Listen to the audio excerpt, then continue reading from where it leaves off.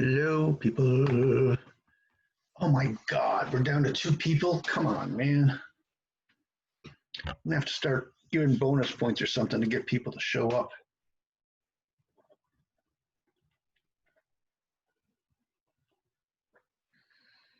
My video is coming better than it was last week anyway. Got that going for me. Oh, Gimmelin. I like bonus points. For the record, Mike likes bonus points.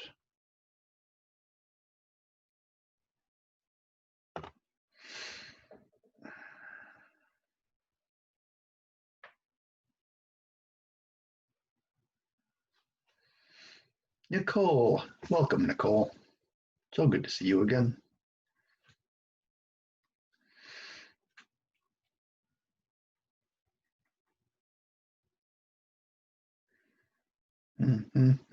So I'm just going to wait a few minutes, see if anybody else shows up. I don't know if it's worth giving a lecture for 4 people. Maybe I will just cancel class today and crack the whip, get people to come in. I guess I can go over the exam if nothing else. There's only 4 people.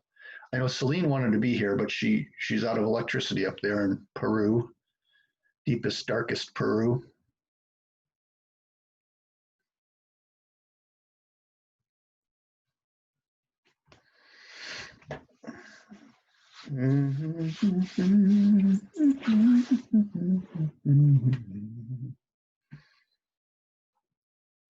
There's Mike West's face. Let's see here. Let's see everybody's faces here.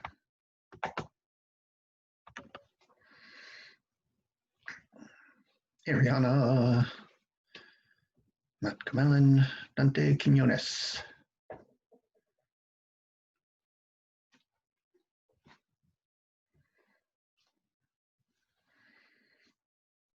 Five. How many people are in this class anyway?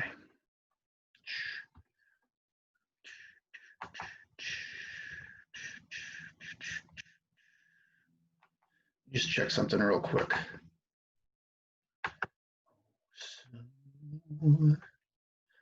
Oh, Danny boy, the pipes are calling.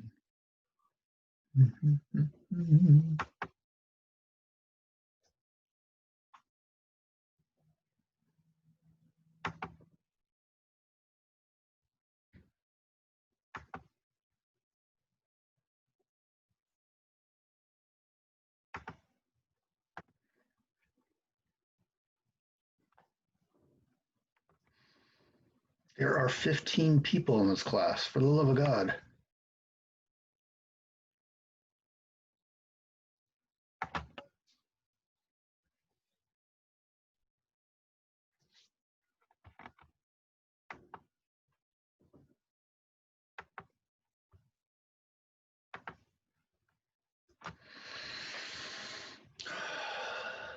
Okay, 1, 2, 3, 4, 5, 6. Guess we should go ahead and have class anyway.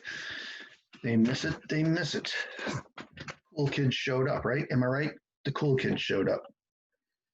Okay, so let's start by going over the exam.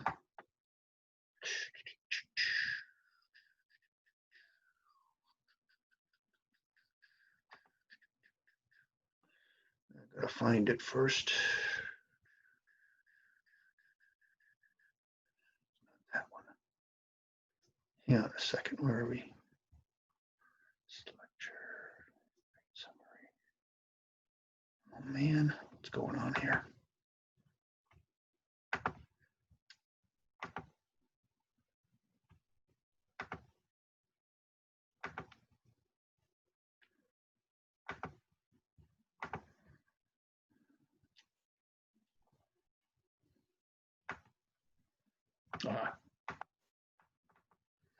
Okay, here we go.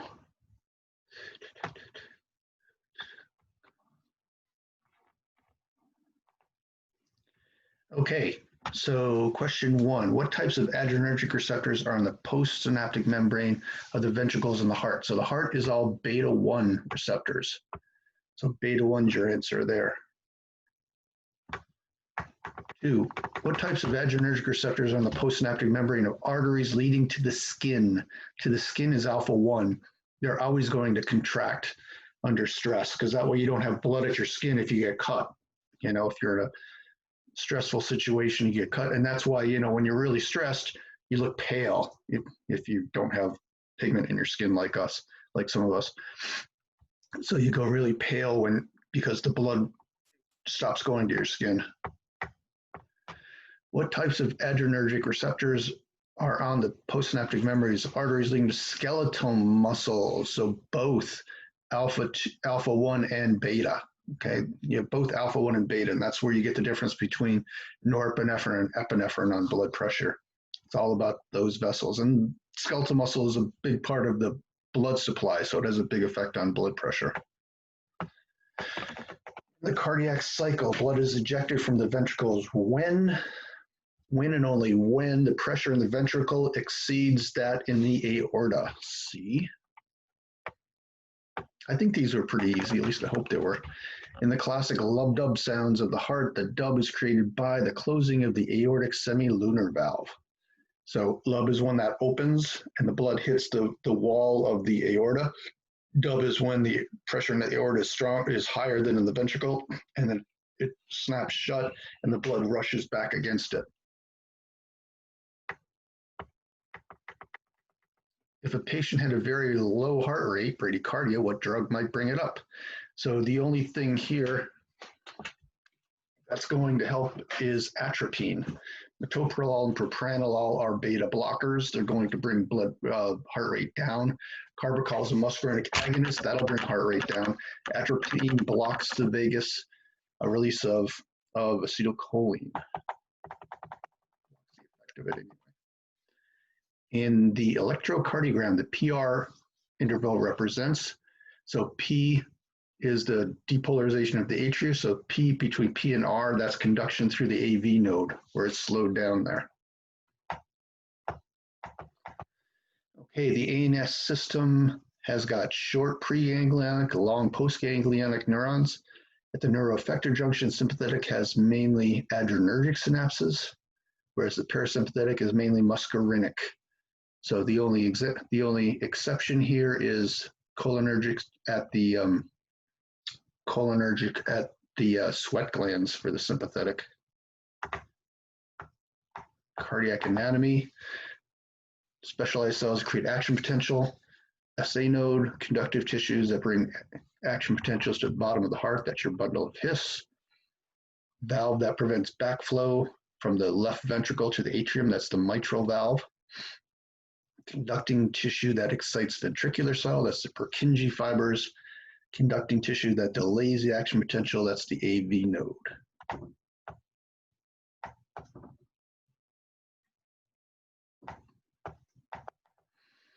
Smooth muscle contraction. Increased calcium in the cell binds to calmodulin, which then binds to myosin light chain kinase that will phosphorylate the myosin light chains. This will cause the myosin to unfold and form the contractile apparatus. At the same time, calcium binding protein above will bind to caldesmin, taking it off the myosin binding sites.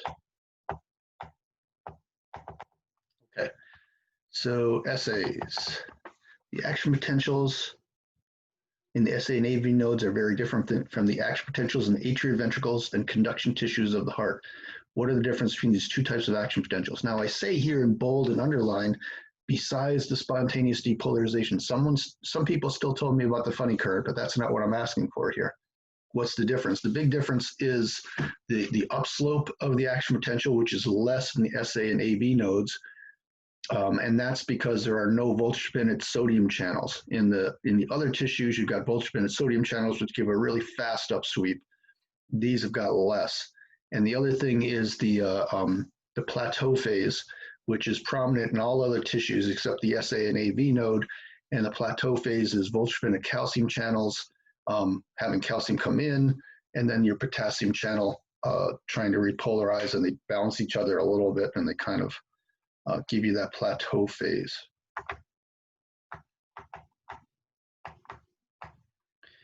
Why does diastolic pressure go up when norepinephrine is given in the whole animal, and down with epinephrine. Well, both norepinephrine and epinephrine will both hit beta receptors in the heart, so you're getting an increased cardiac output. That's going to make blood pressure go up. But out in the resistance vessels, norepinephrine's only going to contract, or mainly contract, because of alpha receptors, but epinephrine's going to hit those betas on the vessels leading to skeletal muscle, and that's going to cause relaxation. So overall, you get a decrease in peripheral resistance and a decrease in blood pressure. And all this stuff about peripheral resistance and blood pressure, we're going to talk more about probably Thursday, if not next Tuesday. Thursday, I think.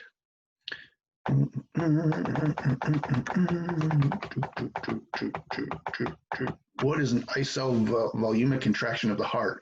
When does it happen and why? So this is, I think everyone got this right, or most people anyway. This is from when the ventricle starts to contract to when the aortic valve opens. So the mitral valve is closed because pressure is higher in the ventricle. The aortic valve is closed because pressure is higher in the aorta than in the ventricle. You get this isovolumic contraction. So the volume's not changing, but the pressure is increasing until the pressure in the ventricle gets higher than that in the aorta. And then that aortic semilunar valve opens, and then you get isotonic contraction. When blood pressure drops, one of the sympathetic nodes, a lot of people got this wrong. And I think it was because you just kind of thought it was the same question that I did in class, but it was a little bit different. So this is what I'm asking about. Contract the veins to bring more blood back to the heart. So most people were telling me about the funny current and the SA node, but that wasn't the answer. I was looking for, everything's the same until you get the sympathetic nerve coming out, and that goes to the veins and contracts the veins because of norepinephrine hitting alpha-1 receptors. And so a lot of people miss that, I think, just by not reading the question right. Okay, so that's about it for this test. Any questions about the test? Preguntas? Nothing? No questions? I didn't even look at the grades, honestly, so I hope everyone did well. I saw a few good grades, but I didn't really look very closely. All right, so everyone's happy with the exam. Let's have a little lecture today, even though there's just a few of us here. 1, 2, 3, 4, 5, 6. 6 out of 15. That's disappointing, isn't it? It is for me. All right, should we do this lecture or shouldn't we? How many people want to do it? Let's see all your faces. Matt Gamelin, can we see you? Dante Quinones. I want to see the lights in the background of Dante's room, if he's there. Nothing? Nobody's coming. They're probably in the bathroom or something. Give me a thumbs up, thumbs down. How many people want to have a lecture today? Thumbs up. Thumbs down, don't want to have a lecture today? You're not voting either way. You got to vote one way or the other. Up? Mike doesn't know. Does it? Up? Ariana? Up. Okay, let's do it. My video is not letting me connect. Oh no, Dante, sorry. Dante can't connect.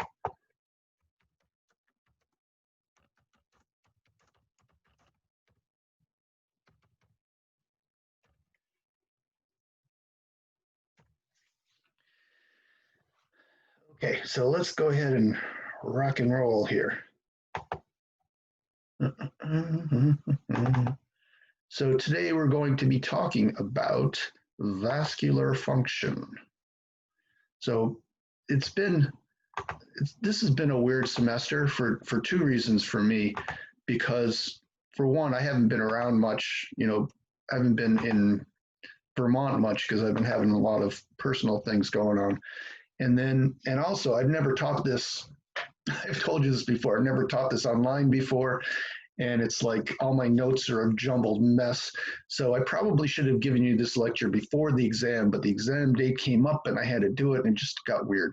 But anyway, what we're going to talk about in this section is the vascular function And then in the next chapter, we'll put together cardiac function with vascular function and talk about how that all that regulates blood pressure and blood flow.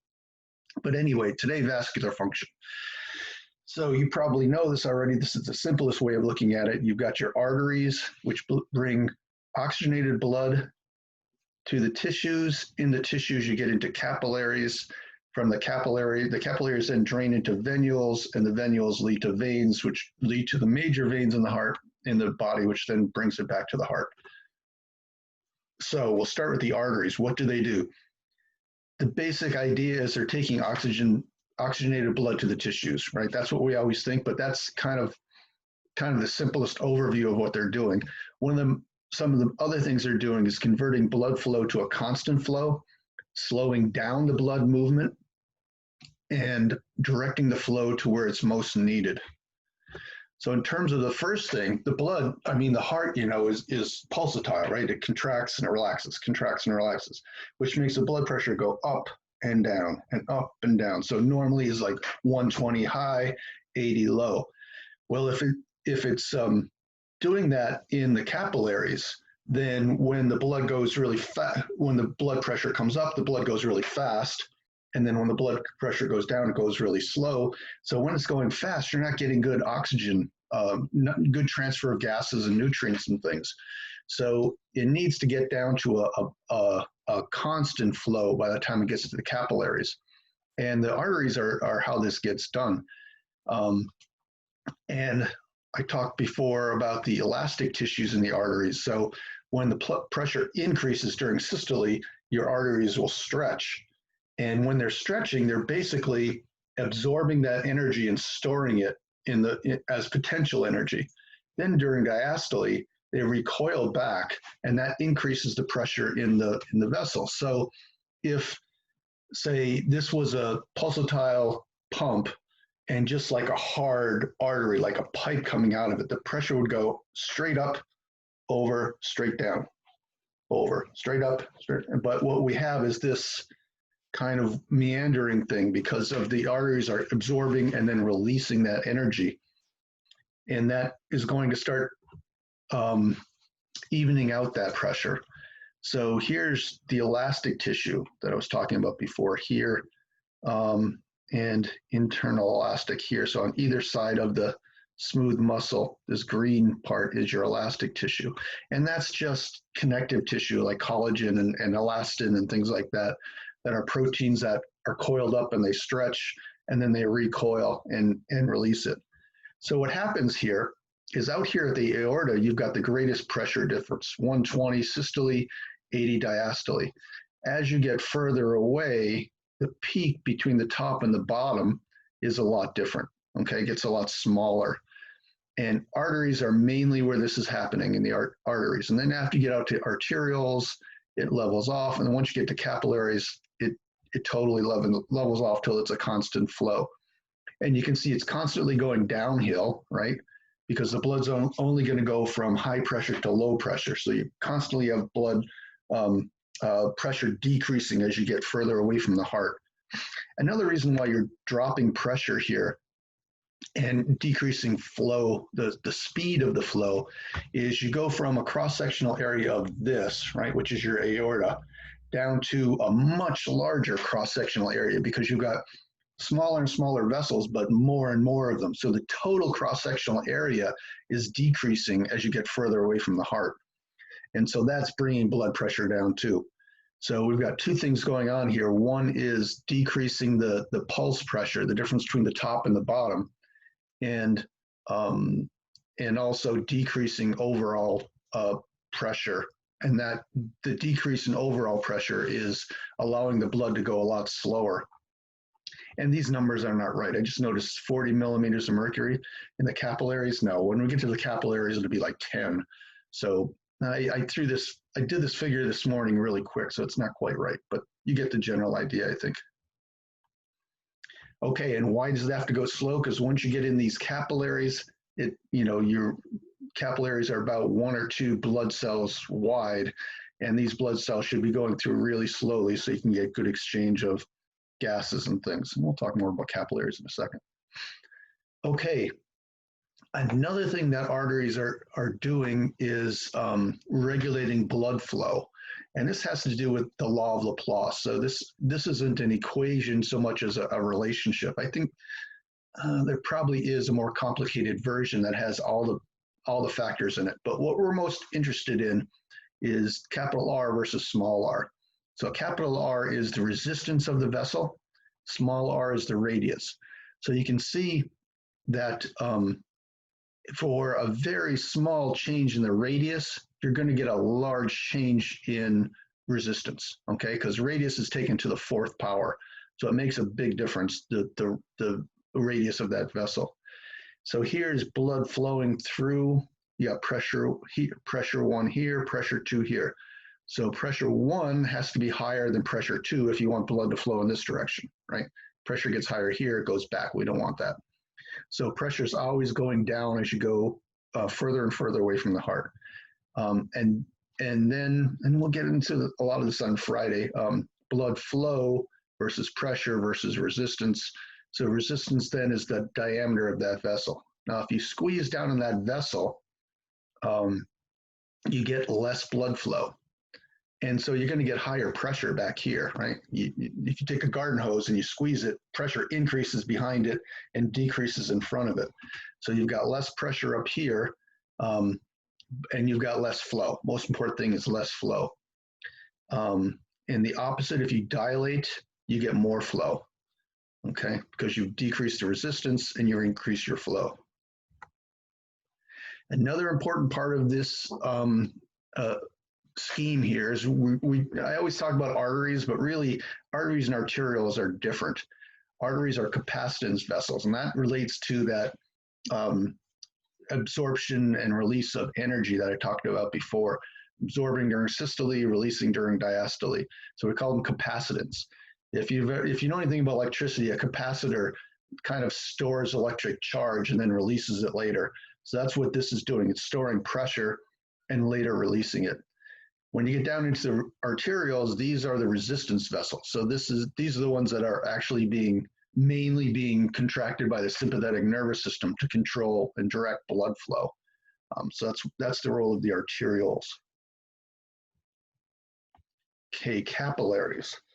So capillaries then are the smallest vessels here. They connect the arterial side to the venous side, and this is where you're getting the exchange of gases. And at the beginning of each passage to get into the capillaries, there's a little sphincters there. So if you don't need a lot of blood here, there's not much activity going on, that sphincter will close and stop blood from going that way, and that'll cause it to shunt off in other directions where it's needed more. So you got little sphincters before the capillaries that help to direct blood flow. Capillaries themselves are basically one endothelial cell thick, so they're very, very fragile. You can break them easily. Like you do something like that really quick, you break some capillaries. It always happens. They get fixed again. So they're one cell thick, and they've got fenestrations, which is little holes between the endothelial cells that allows bulk flow of fluid to come out. Okay, Mike West, quick question. Where do you not have fenestrations in your capillaries? Only one place in the body. You do not have fenestrations. It's a specific place. It's not like cartilage or some general thing like that. It's like one place. No, like an organ. What organ does not have these fenestrations? You're working this organ very hard right now. Brain. The brain, right? Because that's where you've got that blood-brain barrier. So in the brain, you don't have these fenestrations, and you've got a lot of fatty tissue around it that stops things from leaking out. Okay. Okay, so these capillaries then allow for gas, nutrient, and waste exchange. And that's normally what we think, but also there's this bulk flow that happens through the fenestration. So you've got a lot of pressure coming in that from the pressure from the heart coming in, and you've got holes, so that forces fluid out. What brings it back in? Well, okay, so here at the beginning of the capillary bed, you've got higher pressure, 10 millimeters of mercury. In the middle of it, you're down to 0. At the end of the capillary bed, you're at -7. So it's actually negative pressure in the venous side. Excuse me. So fluid is going out, but then it gets reabsorbed. So what causes it to be reabsorbed? You've got two different things that are two different opposing forces here. One is that the hydrostatic pressure, 10 millimeters is forcing it out, 7 millimeters is pulling it back in. So that's one thing that's controlling the bulk flow here. The other thing is oncotic pressure. So oncotic pressure is the osmotic pressure that's caused by proteins. So this interstitial space has got proteins in it, and they will suck water out osmotically, right, to dissolve themselves. And you've got proteins in the blood, albumin and things like that, which will try and suck water back in. So you've got osmotic pressure going in both directions. And for that reason, you get equilibration here. And most of the fluid that goes out comes back in. Now, not all of it, and we'll talk about that in a second, but most of it's going to get sucked back into the arterial side, or the venous side, I'm sorry. But that oncotic pressure, here's your hydrostatic pressure at one side versus pressure here versus pressure there. That's going to affect flow, but also oncotic pressure, protein here versus protein out there. That's going to affect the flow. So if you are starving, okay, think about when you see pictures of little children, usually you see this, are starving. What do they look like? They've got big bellies, right? And how can you be starving with that big belly? Well, the big belly is fluid. And there's fluid because their diet is so low in protein that the body is using whatever protein it has to stay alive, and it uses up a lot of these albumin proteins. It burns up blood proteins, so the blood oncotic pressure decreases, and so when the fluid goes out during bulk flow, it doesn't come back in, and that's called edema, right? That's one way things get edemic. Another way you get edema is high blood pressure. If you have one of the really bad edemas is pulmonary edema. It's basically pneumonia. So if the pressure going into your lungs increases, or the pressure going out increases, the blood gets forced out of the capillaries in your lungs, and you get fluid buildup in your lungs. That's pneumonia. And fluid really restricts oxygen delivery, so that can cause death as well.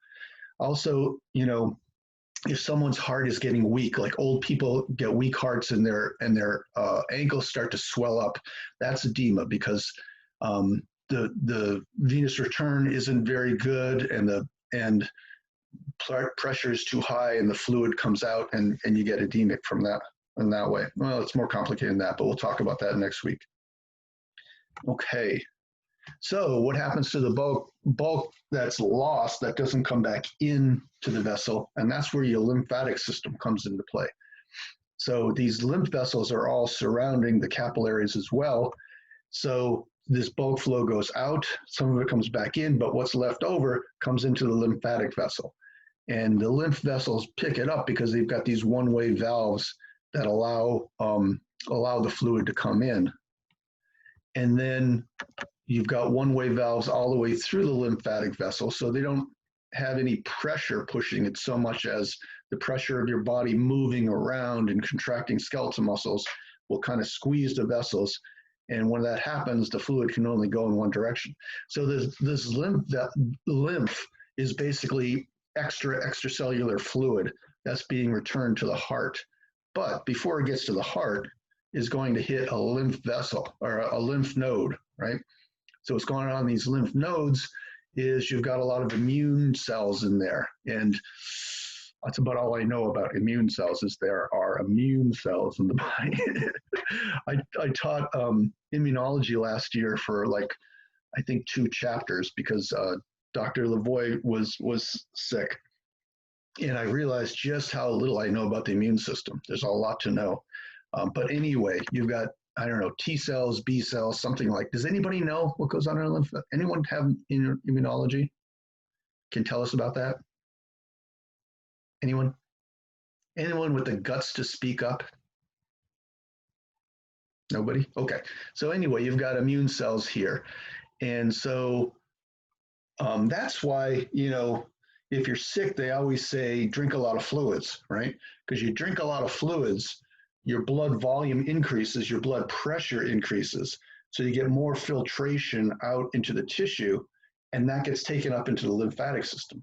So if you've got viruses out there in your system and you drink a lot of fluid, they're more likely to get sucked into the lymphatic system, where your immune system can then find them, find these antigens, and then develop antibodies against them. So anyway, lymph nodes. And that's also when we talked about cancer in other classes. If you've got some migratory cells in here that can get into a lymph vessel, and when they do get into a lymph vessel, the first place they end up finding a spot to stop is in the lymph node. So cancer cells then often get transported into lymph, and then you've got your first metastatic stopping point then is usually a lymph node. Okay, so blood comes out of the lymph node up into the efferent lymphatic vesicle and down through the thoracic duct into the vena cava and then back into your blood system. So that's kind of the cleaning up of the blood of your body kind of part of the lymph system. Veins. Once you get past the capillaries, you're into veins. So we've got 3 different kinds of veins. And the big difference is very similar to the differences in the arteries. You've got, as you get to the larger vessels, you've got more smooth muscle, more contracting ability. And as you get to the smaller ones, you've got less. So we've got large veins, medium veins, and venules. So venules are the first tiny ones that blood goes through. Another important thing about veins are these one-way valves, just like in the what do you call just like in the lymphatic system, there's not a lot of pressure over here in the venous side, and so to get blood to move forward, you make sure it doesn't move backwards, so it can only go in one direction. And a lot of what actually pushes that blood back is not the smooth muscle in the vein itself, but all your skeletal muscles that are around the vein. So every time you move and stretch, you end up squeezing your veins, and then increases the pressure in the vein, and the only direction blood can go is back to your heart because of the valves. So moving around keeps the blood going back towards your heart. And this is kind of interesting. Let me pull this up because I think this is funny. If you've got a mean sense of humor, this is funny. I kind of have a mean sense of humor. Hi guys, and welcome. So I'm going to change my share here.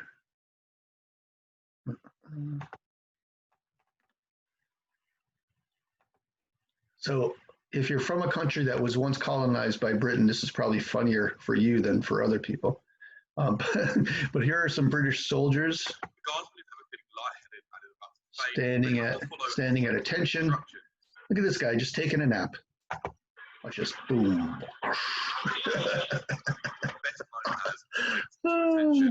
It's funny. It's funny. So this is pretty classic in that, let's go back to this. When soldiers are standing at attention, they're not moving. So none of their skeletal muscles are moving. And so the blood starts to pool down in their legs, but since they can't move, they can't get it back up. And then their cardiac output drops, and then they can't get blood to their brain, and then go right down. Happens all the time. So what they have to do is learn how to like stand there and look like they're not moving, but contract and relax their leg muscles just to keep that blood flow going. I had a student once who was a Marine. He said they laugh like hell at guys who pass out.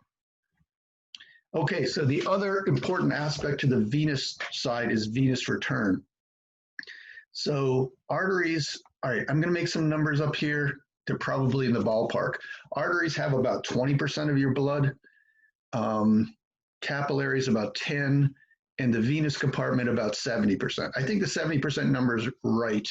Maybe arteries are 10 and capillaries are 20. I'm not sure.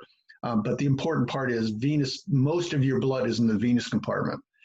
And part of that is because the pressure is so low, it doesn't move very quickly. And part of it too is that it's now part of your reserve, right? Part of your cardiac reserve is the fact that you've got all this blood in the heart. I mean, in the venous section, because one of the questions in the test this week was, how does the sympathetic nervous system increase blood flow back to the heart? So when your blood pressure drops, the sympathetic nervous system will contract these veins, and that will bring blood back to the heart. So what happens then is when you increase venous return, you're going to increase the stretch on the ventricle. So increased venous return makes it stretch out more. When it stretches out more, you've got a larger stroke volume and also higher contractility. So it's got an increased ability to contract, and it's got more blood in it, so it pushes more blood out. Your stroke volume increases and your cardiac output increases. So that's what we're going to be talking about Thursday, how all those things tie together between the heart and the vascular system. Wow. Well, we went through that pretty quickly. Like I say, I could probably stand and BS about this for an hour and a half, but on PowerPoint, moving really quickly, it goes kind of fast. So are there any questions about this material? It's the last thing I wanted to go through before I went into hemodynamics. So this PowerPoint is not up in Moodle yet. I'll put that up shortly. But I guess that's all I have for today. Everybody happy? Thumbs up. Okay, so you can all sign off. I want to talk to Dante real quick. So you guys can all sign off and I'll talk to Dante. Okay, bye guys.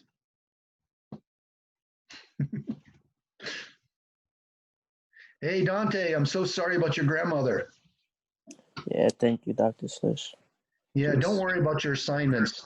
I won't give you any late fees or whatever. Just get it in when you can and just, do your best to get back on track. I know how it is. I went through that too last week and I'm way behind in everything. So take your time, get your shit together. Okay? Yeah, thank you. I appreciate it. How is she doing? Is she okay?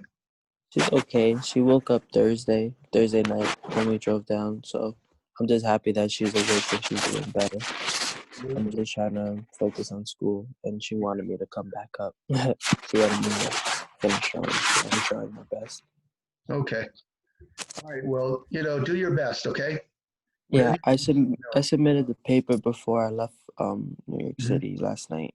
Okay. But I didn't do the reviews, and okay. I didn't like my grade for the cardiovascular exam. Yeah. How many more exams do we have? We have 2 more exams. I'm thinking about giving you a makeup because that doesn't seem right. You're not a 55% kind of student. Why don't I email you an exam this weekend and you can work on that?